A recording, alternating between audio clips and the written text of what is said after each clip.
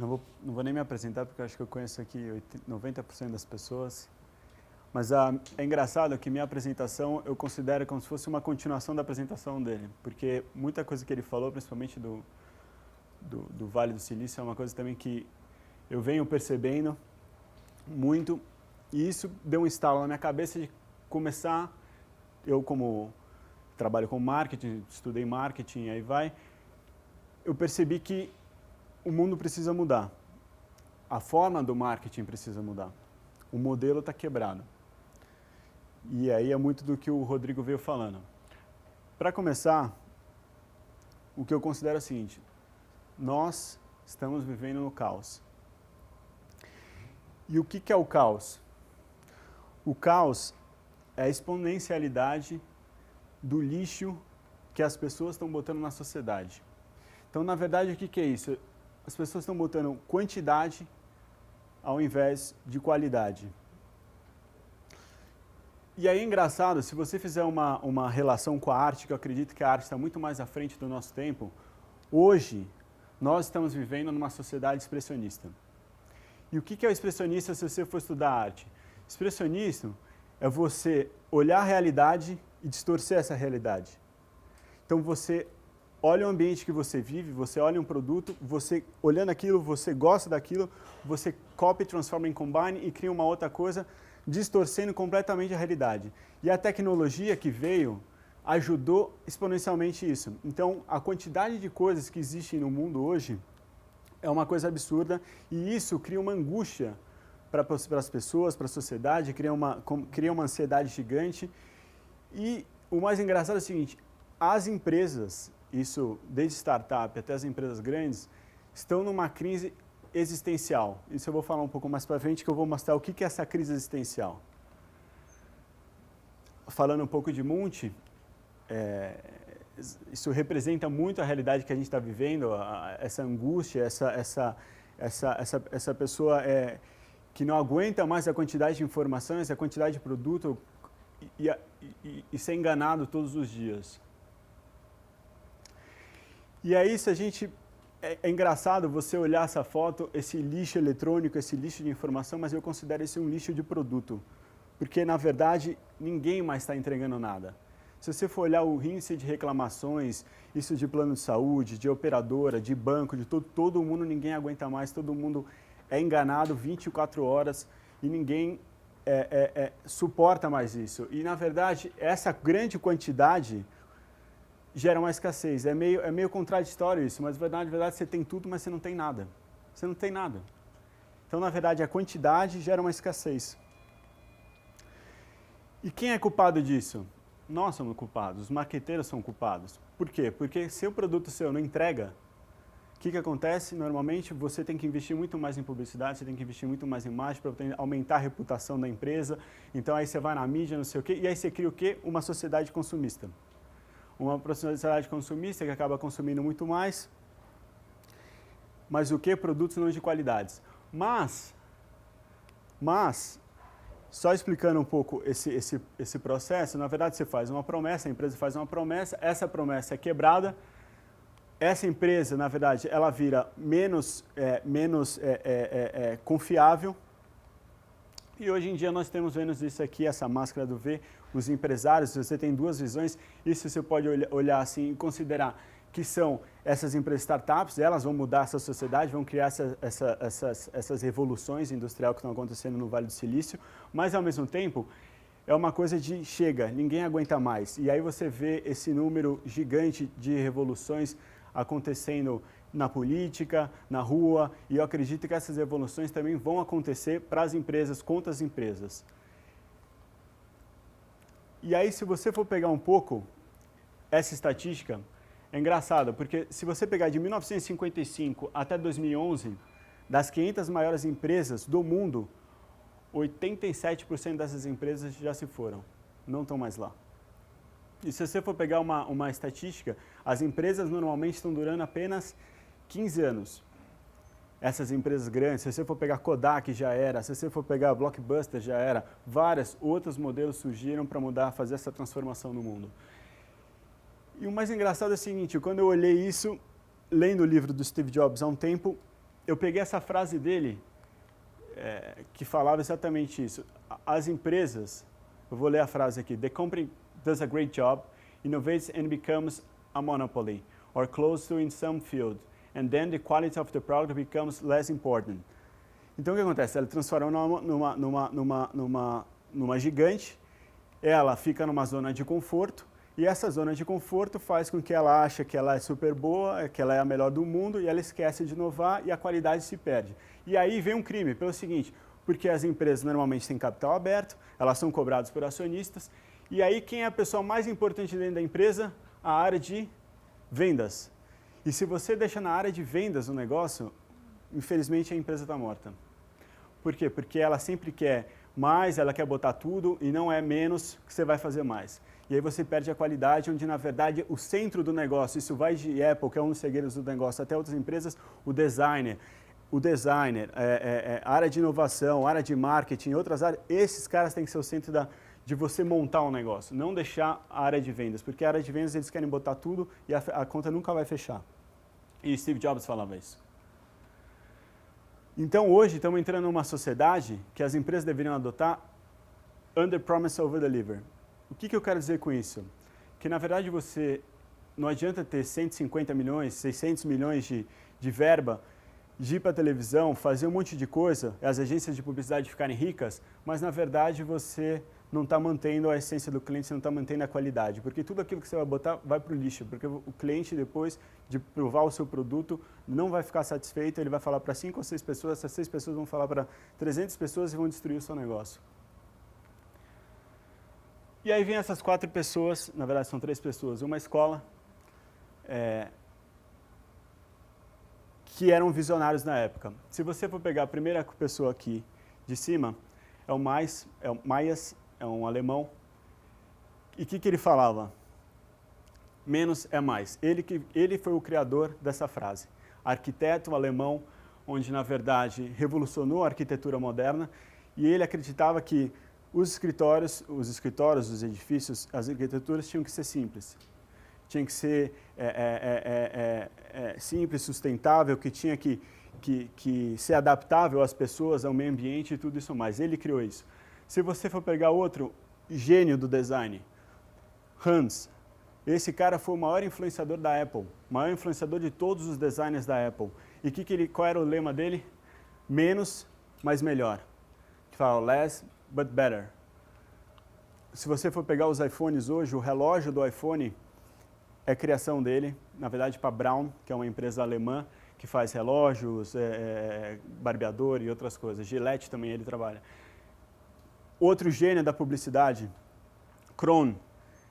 Esse Krohn, na verdade, não é alemão, mas a família dele é alemã, ele nasceu em Nova York, num bairro alemão até. Esse cara, ele é o pai.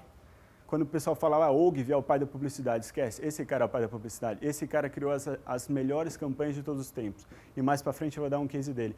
E o que ele acreditava? Ele trabalhou na DDB. Ele acreditava que você tinha que ser verdadeiro, que você não tinha que ficar fantasiando as coisas e você tinha que falar a verdade. E os anúncios tinham que ser simples. E por último, Bauhaus, uma escola que infelizmente se acabou, que conseguiu juntar todas as tecnologias, todos os tipos de artes, e passar de uma forma simples. Ele acreditava na simplicidade. Então, o que a gente tem aqui? Less more, less but better, funcionalidade e simplificação. Mas todas essas têm em comum uma coisa. E o que é? O minimalismo. Esse é o futuro. Eu sei que o Michel vai falar depois de futuro aqui, mas eu acredito que esse é o futuro. Estamos entrando passando numa era expressionista, onde as pessoas veem aquela realidade, distorcem a realidade, faz uma enxurrada de produtos onde ninguém aguenta mais. Estamos passando por uma fase agora de minimalismo. Só explica que você não mandou para mim. Não mandei nada, exatamente. Estou seguindo sua linha e você está no centro da inovação lá. Isso é bom, estamos alinhados. Do minimalismo. E o que o minimalismo faz?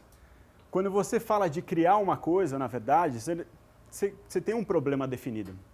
Você tem que botar o consumidor na frente do negócio. Então, qualquer coisa que você for criar, você bota o consumidor no centro do negócio. E por que você bota no centro do negócio é o seguinte, em vez de você, eu costumo falar isso eu trabalho na Mil, mas eu costumo falar que em vez de você investir 100 milhões em uma televisão, por que a gente não pega 100 milhões e melhora o website? Ou por que a gente não pega 100 milhões e melhora um aplicativo? Ou os pontos de contato do cliente?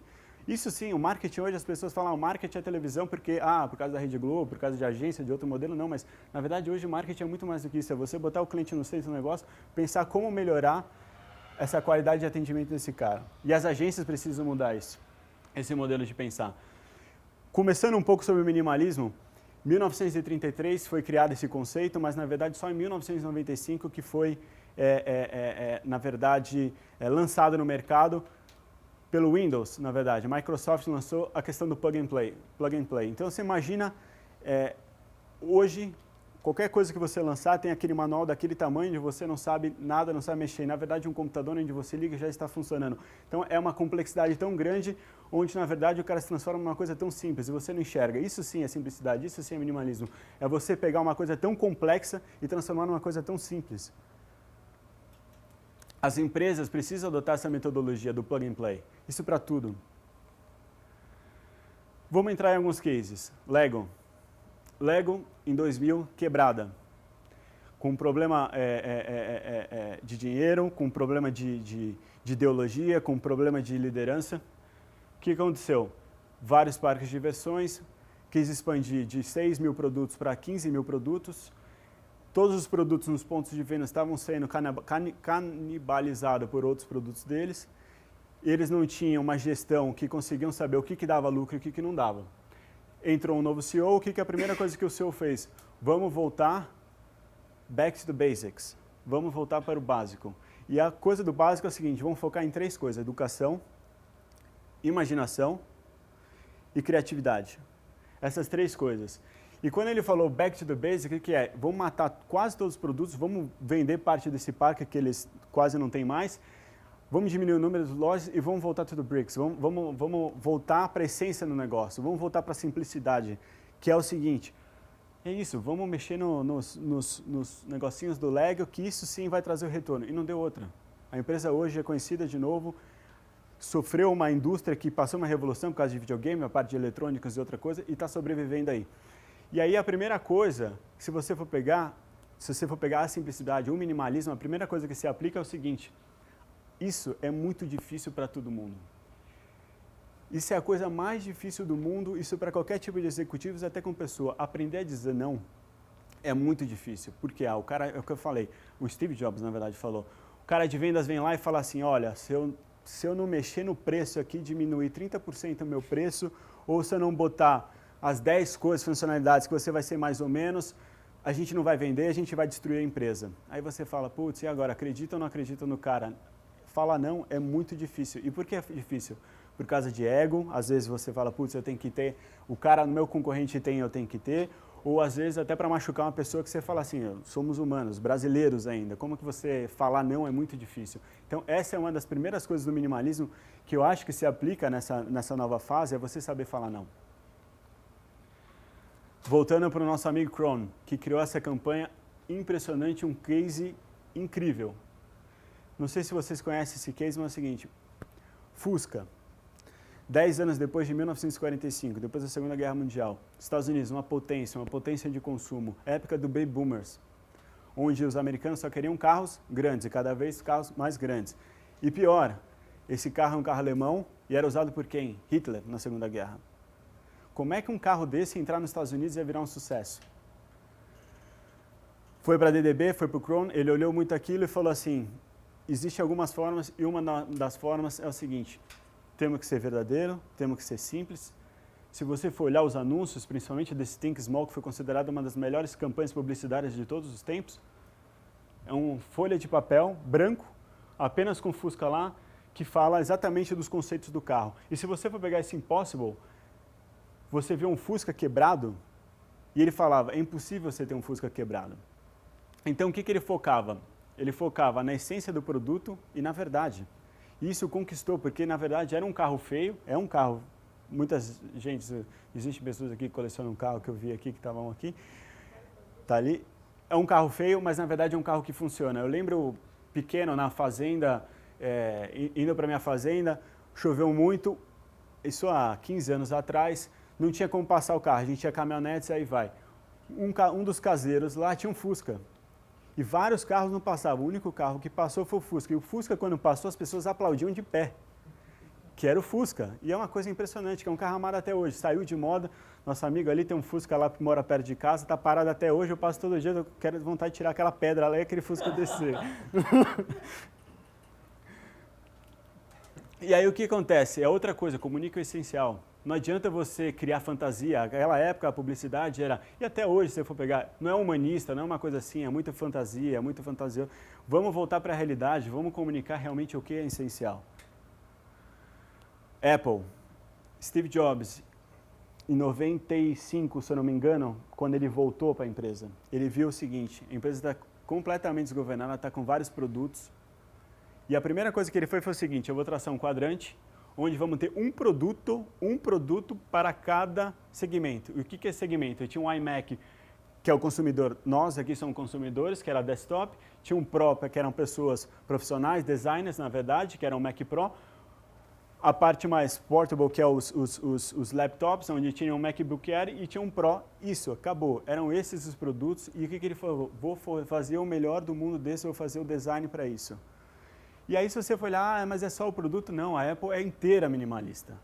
Vai numa loja da Apple para você ver os espaços, o branco, o espaço vazio. O minimalista é muito isso, deixar os espaços vazios para você focar no essencial. E se você vai numa loja da Apple, está tudo lá, todos os computadores funcionando, onde você está focado no produto.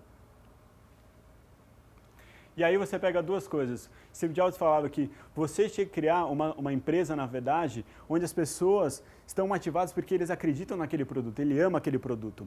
Então, de novo, não é aquele lixo que a gente está vivendo no expressionismo, onde as pessoas estão criando grande quantidade. Então, na verdade, a gente precisa de qualidade. E priorize a qualidade.